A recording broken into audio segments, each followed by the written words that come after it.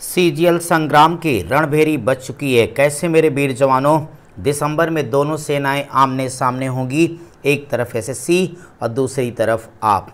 इस बार युद्ध के परिणाम का इंतजार है।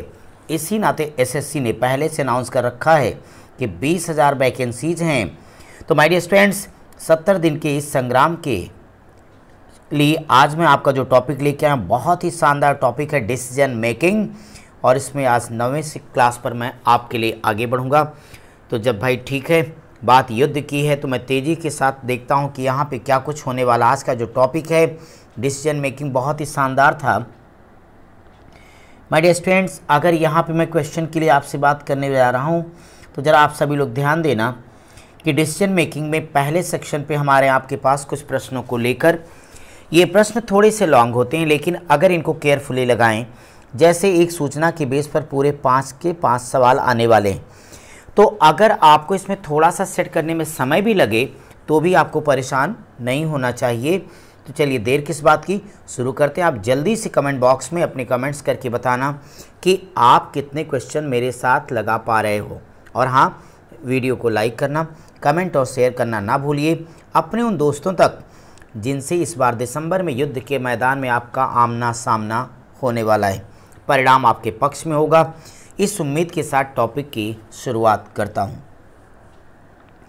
कहता है कि 1 से 5 तक पूछे गए प्रश्नों का उत्तर देने के लिए नीचे दी गई जानकारी को पढ़ना है। कोई कंपनी है भाई जिसमें मेडिकल रिप्रेजेंटेटिव यानी एमआर को चुना जाना है, ठीक है। अब भाई एमआर का सिलेक्शन, जैसे आप ही का सीजीएल ने वैकेंसी निकाला तो बहुत सारी टर्म्स कंडीशन रखी हैं। इस चैप्टर को वही समझना कि कोई भर्ती आती है, उसमें क्या उम्र चाहिए, कितनी फ़ीस लगेगी, क्या क्वालिफ़िकेशन चाहिए, परीक्षा का पैटर्न क्या होगा, सिलेक्शन कैसे होगा, डीवी कैसे होगा, ये सारी बातें बताई जाती हैं। बिल्कुल वैसा ये टॉपिक है। फिर आप सुनते होंगे कि किसी का रिज़ल्ट आया, किसी को एडमिट कार्ड जारी नहीं हुआ, कोई टेक्निकल फॉल्ट रह गई। बस बिल्कुल आप ये समझना कि सीजीएल का फॉर्म है, आपको सबमिट करना है, सावधानियाँ रखनी है। आपके साथ कई सारे आपके दोस्त हैं जिनसे कुछ गलती होगी तो किसको इंटरव्यू के लिए बुलाना, नहीं बुलाना, क्या कुछ करना है, यही इस चैप्टर के अंतर्गत एक महत्वपूर्ण निर्णय का संबंधी होंगे कार्य, यानी डिसीजन मेकिंग अर्थात निर्णय संबंधी सवाल होंगे। पहला कहता है कि जो कैंडिडेट बुलाए जाएंगे किसके लिए, डायरेक्ट यहाँ पे इंटरव्यू है। कह रहे हैं उनके पास क्या होना चाहिए, चूँकि एमआर का सिलेक्शन करना बच्चों, तो उनके पास रसायन, वनस्पति शास्त्र या जंतुशास्त्र विषयों में स्नातक यानी ग्रेजुएट होना चाहिए, पहली शर्त है।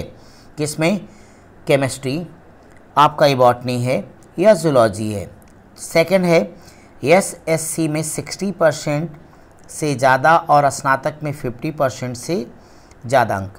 यानी अपनी भाषा में समझिए कि कह रहे हैं कि इंटरमीडिएट में 60% से ज़्यादा और बीए में 50% से ज़्यादा नंबर चाहिए, वही व्यक्ति आएगा। अगला कहते हैं 1 जनवरी 1997 को 25 वर्ष से ज़्यादा आयु का ना हो। फिर कहते हैं स्कूल कॉलेज में किसी अंतर स्कूल कॉलेज प्रतियोगिता में अपने स्कूल कॉलेज का प्रतिनिधित्व कर चुका हो, 55% और अधिक अंकों से चयन परीक्षा में पास हो, 2 ऐसे व्यक्तियों की सिफारिश यानी जुगाड़ लगा सके जो उसके रिश्तेदार ना हो, तथापि ऐसे उम्मीदवार के मामले में जो अन्य कसौटियों को पूरा करता हो। तो इतनी टर्म्स कंडीशन हो गई। अभी और भी शर्तें हैं जो आप आशा करके लिखी हैं। अब में क्या कह रहे हैं, ये उपरोक्त सेकंड जो दूसरे में बात लिखी गई को छोड़कर अन्य शर्तें पूरी करता हो तो 60% या अधिक अंकों से रसायन में उसको एमएससी पास है तो भी बुलाया जाएगा। लेकिन इंटरव्यू के लिए बुलाया तो जाएगा, उसको वेटिंग लिस्ट में रखेंगे, प्रतीक्षा सूची में। कहते हैं उपरोक्त थर्ड को छोड़ करके अगर वो अन्य शर्तें पूरी करेगा तो उसका मैटर मैनेजर प्रशासन के पास भेज दिया जाएगा। मैनेजर साहब चाहेंगे तो सिलेक्शन होगा, नहीं तो आराम से टहलेगा। सामने कहते हैं चौथी जो सूचना ऊपर बताई गई है उसके अलावा अन्य शर्तों को पूरा करेगा तो उसका मामला मैनेजर एचआरडी के पास भेज दिया जाएगा। कहता है इन कसौटियों के आधार पर दी गई अन्य जानकारियों को ध्यान से पढ़ करके अब आपको क्या कार्यवाही करना है यह सब बातें आपको, कौन सी बात आपको माननी है नहीं माननी है।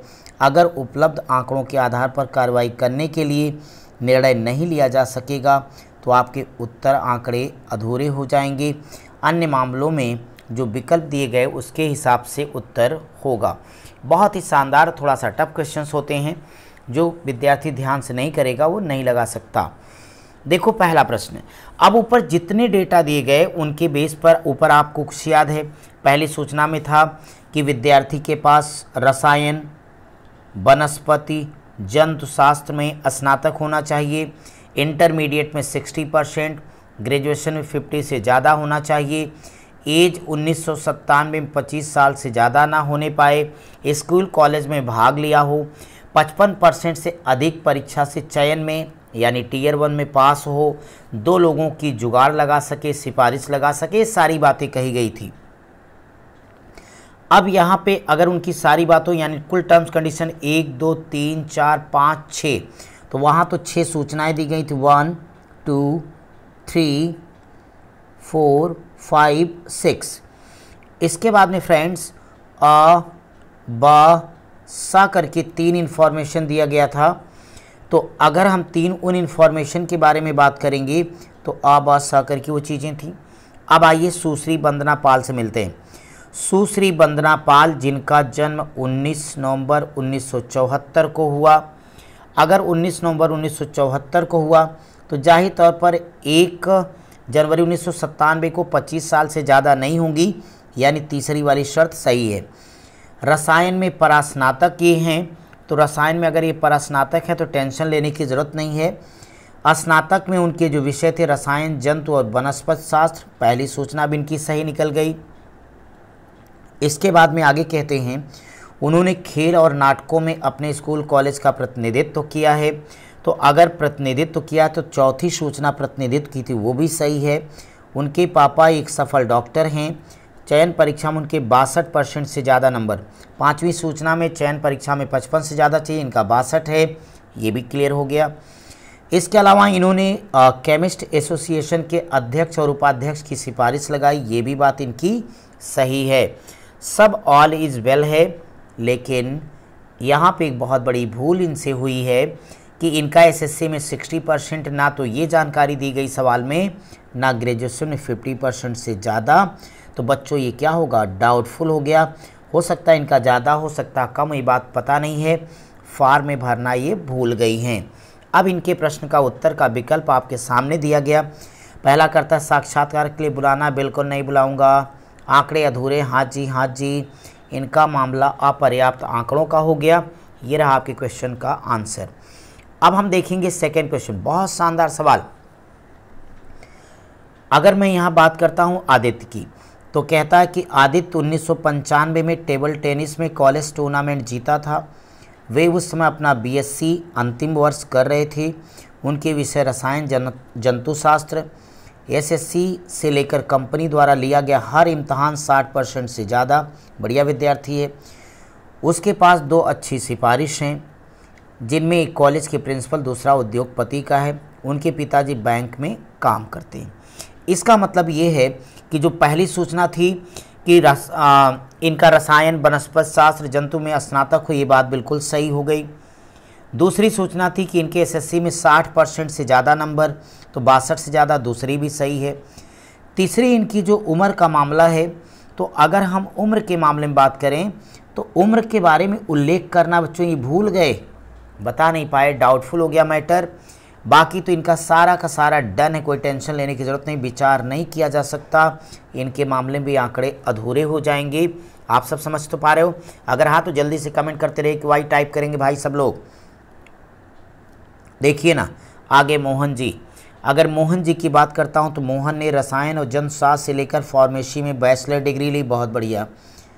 बीएससी करने के बाद मिली, अच्छी बात। 8 अक्टूबर 1971 को इनका जन्म, यहीं लुट गए, ये 25 साल से ज़्यादा हो गए, तो वैसे भी इनका मामला खेल ख़त्म हो गया है। फिर भी आगे पढ़ूँगा तो कहते हैं कि स्कूल एथलेटिक्स में ट्रॉफी और नाटकों के अनुसार पुरस्कार जीते हैं। उनके रूसी अध्यापक और नाटक मंच कलाकार ने सिफारिश की, मतलब जुगाड़ भी इनके पास है। 80% ज़्यादा इनके नंबर भी परीक्षाओं में है, बहुत मेधावी स्टूडेंट हैं। चयन परीक्षा में भी फर्स्ट डिवीज़न है, सब कुछ इनका बढ़िया गया, लेकिन इनका खेल गड़बड़ कर दिया। इनकी उम्र नहीं रही जो कि 25 साल से ज़्यादा हो जाएगी, 97 ही पीछे शर्त में दी गई थी बच्चों। इस नाते इनका मामला पे क्वेश्चन मार्क नहीं क्रॉस लगेगा, और जब क्रॉस लगेगा तो निश्चित तौर पे यहाँ पे मामला क्या बनेगा कि भाई जब सब कुछ इसका अच्छा है तो इसको हम मैनेजर प्रशासन के पास भेजेंगे। विकल्प ई हमारा करेक्ट आंसर हो जाएगा। चलिए भाई, हम अपने अगले क्वेश्चन के बारे में बातचीत करेंगे। बात करते अपने महावीर भाई से। प्यार से महावीरा, क्या हुआ इनका? उम्र 22 साल है, बच गए बेटा। 2 अच्छी जुगाड़ लगाई, बहुत बढ़िया। बीएससी के बाद में बीएड भी पूरा किया, शानदार। बीएससी में 65% से ज़्यादा नंबर। भौतिक रसायन वनस्पति शास्त्र, अलग अलग राज्य स्तर की कुश्ती प्रतियोगिताओं में अपने स्कूल कॉलेज की तरफ ही खेलने गए, साथ ही मौका मिला थोड़ा मोबाइल भी खेलते रहे बीच बीच में। चयन परीक्षा में 58% इनके नंबर हैं। अगर मैं इनकी बात करता हूँ तो निश्चित तौर पे इनका मामला सब कुछ ठीक है, लेकिन बेचारे मोबाइल खेलने के चक्कर में थोड़ा परसेंटेज कम लाए, क्योंकि मिनिमम 60% चाहिए। कितना ला पाए चाचा? 58%। इस नाते माय डियर स्टूडेंट्स, इनके केस में अगर मैं बात करूँगा तो इनके आंकड़े भी यहाँ पे क्या हो जाएंगे? अधूरे हो जाएंगे। सो आपको यहाँ पे करेक्ट आंसर विकल्प ए ले लेना होगा। तो आप सभी ने इस बात को ध्यान से समझ लिया होगा कि यहाँ पे एक बात बताऊँ कि जो इनका ये 58% चयन परीक्षा तो अपनी जगह पर है बच्चों, लेकिन एक बात होने के साथ एसएससी में इनका 60% है, या फिर इनका बीएससी में 50 से ज़्यादा। तो ये तो 65 ये तो हो गया था। एसएससी का मामला भी इनका डाउटफुल है, इसलिए भी इनका आंकड़ा अधूरा होगा। करेक्ट आंसर आपका ए हो जाएगा। चलिए आज के सेशन का अगला और एक शानदार सवाल देखेंगे। बात इस बार आपकी दीप्ति नवल से मैं करवाने वाला हूँ। दीप्ति नवल एक स्टूडेंट है जिसकी सिफारिश टीवी सीरियलों में काम कर रही 2 हीरोइनों ने किया है, और दीप्ति की उम्र 23 साल है। तो एज वाला मामला तो क्लियर हो गया बच्चों, डन। दूसरी बात यह है कि रसायन में मास्टर डिग्री प्राप्त की, ये भी मामला डन। अंतर विश्वविद्यालय नाटक प्रतियोगिता में अभिनय के लिए पुरस्कार मिला, ये भी बढ़िया उसका। एसएससी बीएससी यहाँ रसायन शास्त्र, ये भी इसका डन हो गया। चयन परीक्षा में 70% से ज़्यादा। ऑल इज वेल भैया, सीटी बजा के बोल, यानी इसका सब कुछ बढ़िया है। तो नो डाउट इसको इंटरव्यू के लिए बुलाया जाना चाहिए। करेक्ट आंसर आपका ऑप्शन ई हो जाएगा।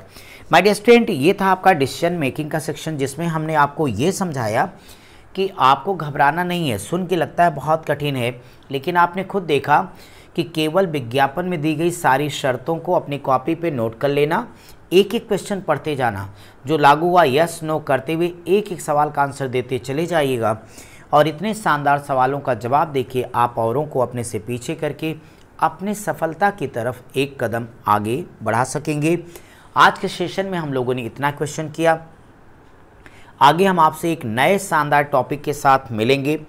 तो आपको मैं बताऊं कि आपकी लॉजिकल रीजनिंग हम पूरा कर लेने के बाद फिर नॉन वर्बल पर फोकस करेंगे, फिर लास्ट में वर्बल को खूब डिटेल में पढ़ाएंगे।